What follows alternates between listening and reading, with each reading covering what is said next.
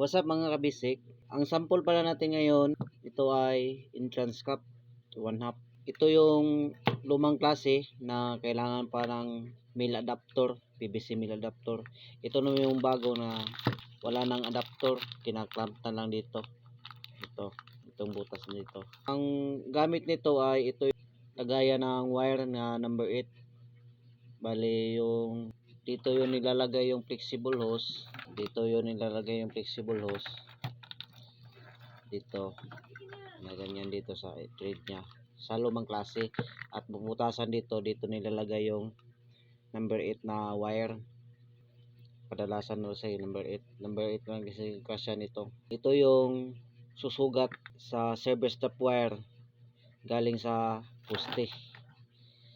Ito ginaganyan yan, nakalagay.